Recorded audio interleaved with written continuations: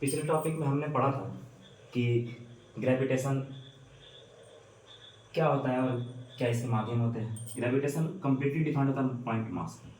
Point mass का मतलब है कि कोई भी ऑब्जेक्ट जो थोड़ा सा स्पेरिकल शेप का, ये बहुत ही क्लियर रखिएगा, ये बच्चे बहुत इसमें कंफ्यूज करते हैं, आप बहुत वो बेसिक नहीं समझ पाते हैं। स्पेरिकल बॉडी होना चाहिए पॉइंट मास।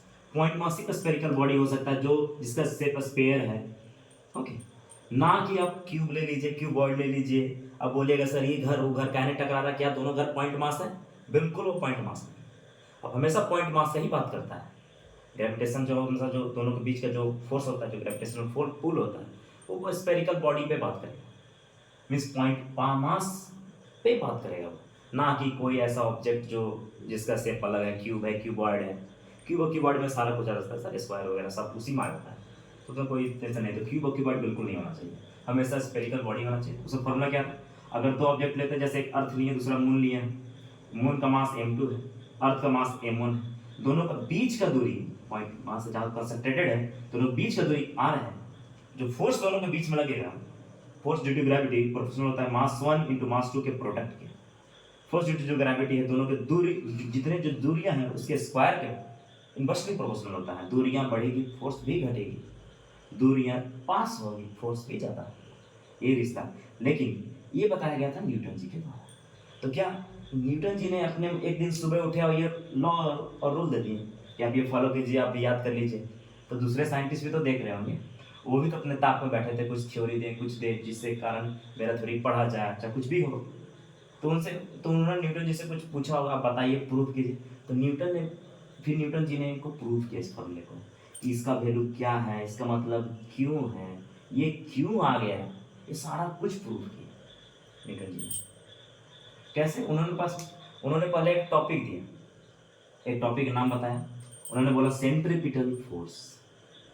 सेंट्रीपिटल फोर्स नाम बहुत ही, सेंटर मतलब सेंटर की तरफ, पीटल एक नाम होता है, सेंट्रीपिटल फोर्स। जो सेंटर की तरफ जो फोर्स लगे उसे हम सेंट्रीपिटल फोर्स बोलते हैं। और आपको हम इसके बारे में समझाने का कोशिश करते हैं।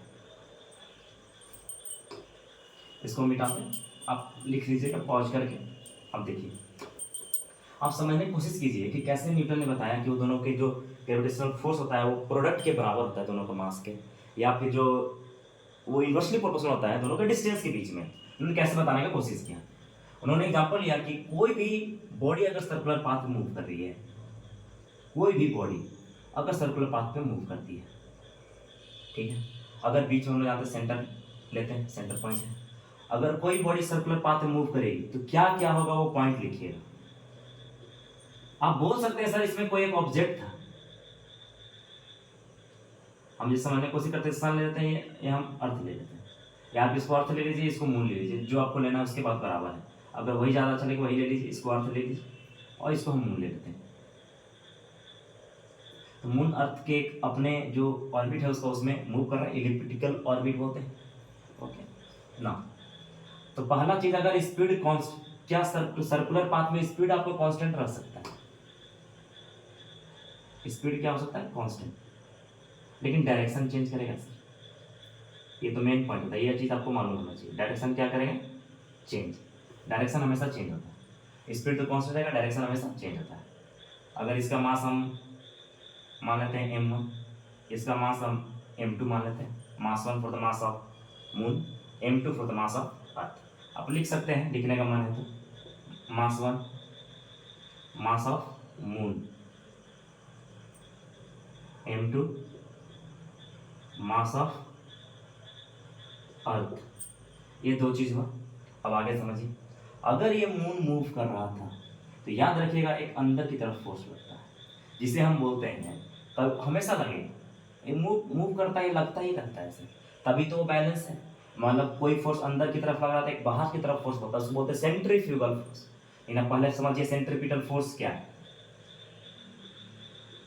हम इसी से सारा, न्यूटन जी ने भी इसी से प्रूव किया था, इसी से उन्होंने अपना एक्सप्लेनेशन रखा था। ठीक है, तो अंदर की तरफ मूव करेगा तो जो एक्सेलरेशन होता है उसको बोलते हैं v स्क्वायर बाई आर। तो सर्कुलर मोशन पे बॉडी हमेशा किसे मूव करना चाहिए? सर्कुलर मोशन से, ठीक है, सर्कुलर मोशन। तो उसका एक्सेलरेशन क्या होता है, we square by are.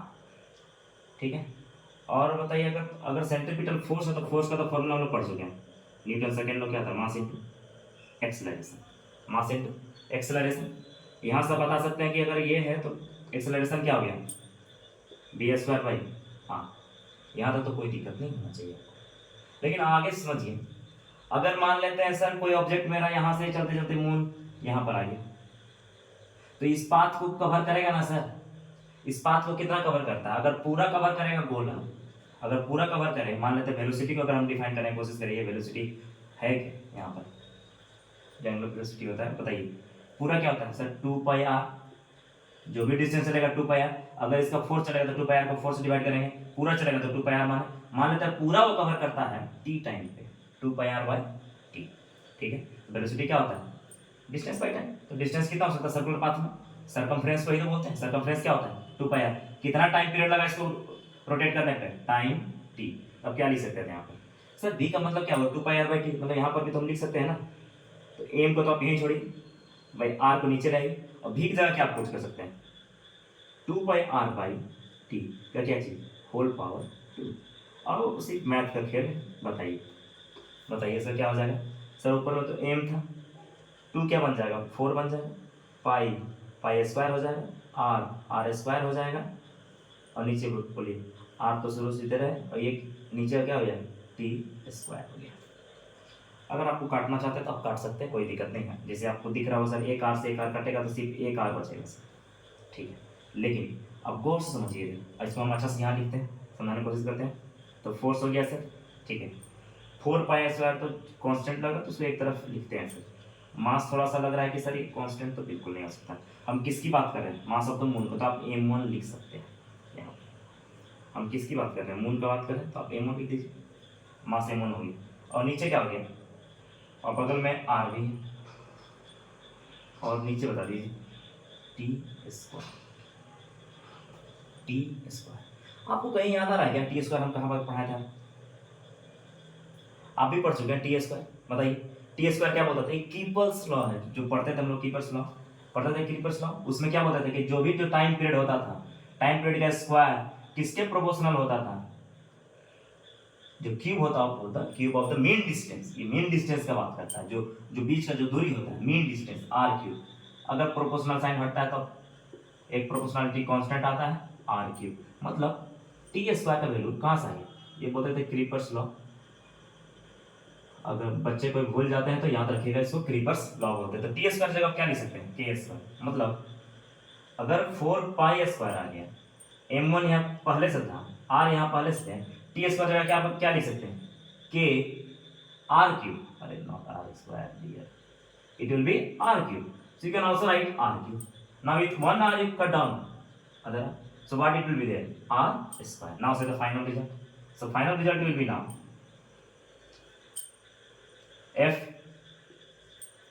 m1 is there, no r is there above, you can write 4 pi square and by k, and that's how it is m1, what it is below, r square.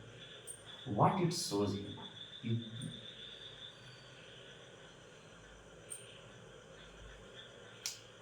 अगर force moon के चलते depend कर रहा है, अगर ये force जो है फोर्स लग रहा था किसके पे डिपेंड कर रहा है, मास ऑफ द मून पे, तो जरूरी है कि ये force mass of the earth पे भी डिपेंड करेगा। Therefore what you can say that force should also depend on mass of earth, therefore force is directly proportional to mass 2 also, so we can say mass 2 into mass m1. Okay, now r square तो simple दिया, अगर force कब बढ़ेगा, जब r square क्या होगा, घटेगा, मतलब r स्क्वायर घटे मतलब दूरी का दूरी क्या होगा, घटेगा। तो यहाँ से साफ निकल जाएगा सर कि ये काशी होना चाहिए, यूनिवर्सली प्रोपोर्शनल, यही तो न्यूटन बताए, और प्रूफ करने के लिए वो कहाँ से प्रूफ किए, सर्कुलर मोशन से। ठीक है, तो ये बहुत ज़्यादा इंपॉर्टेंट है कि इनका प्रूफ कैसे आप बात को रख सकते हैं न्यूटन जी का। अगर आपसे ही कोई पूछ देगा आप कैसे प्रूफ कीजिएगा, तो आपको एक बहुत ध्यान से ही बनाना पड़ता है। आसान लगता है लेकिन आसान बिल्कुल नहीं है। ठीक है, तो ये सेंट्रीपिटल फोर्स है। अगर आप सेंट्रीपिटल फोर्स का एग्जांपल देना चाहें तो बहुत सारा एग्जांपल है सर, एग्जांपल का तो कोई कमी ही नहीं है। आप अपने मन से भी एग्जांपल दे सकते हैं सर सेंट्रीपिटल फोर्स। अगर सेंट्रीपिटल फोर्स अंदर की तरफ लग रहा है, कैसे आप प्रूव कर सकते हैं कि सर अंदर की तरफ फोर्स लग रहा है? अगर विश्वास नहीं है तो कर लीजिए। कोई एक बच्चा रहेगा, ठीक है, हाथ में रस्सी लिए इसको बॉल बांधे हुए गोल गोल गोल घुमाना, घुमाना सर। अगर ये कब तक अपना गोल गोल गोल गोल घूमते रहेगा, जब तक ये फोर्स क्या था, अगर बॉल था तो एक अंदर की तरफ फोर्स लग रहा था, सर्कुलर मोशन है एक बाहर की तरफ भी फोर्स लगे, जब तक ये दोनों बैलेंस था तो तब तक ठीक काम था। अगर मान लेते हैं यार बीच में रस्सी क्या हो, टूट जाए, जैसे ये रस्सी यहाँ पर आ जाए और क्या है इसे टूट जाए गलती से, तो जिस डायरेक्शन में टेंजेंशियल था उसी पे मूव करने लगेगा।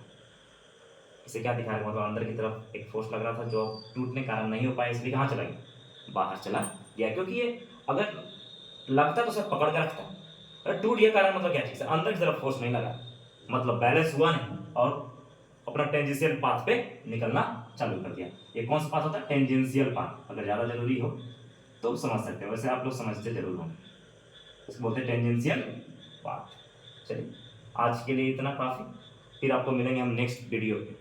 और याद रखिएगा ये सब कैलकुलेशन देख के आपको लग रहा होगा कि सर ये क्या पढ़ रहे हैं मैथ, ये लगभग मैथ का ही कैलकुलेशन, ये सब जानिएगा तभी तो फिजिक्स पढ़ पाइए, ठीक है। मैथ्स को एक भगवान का भाषा बोला गया है, ठीक है,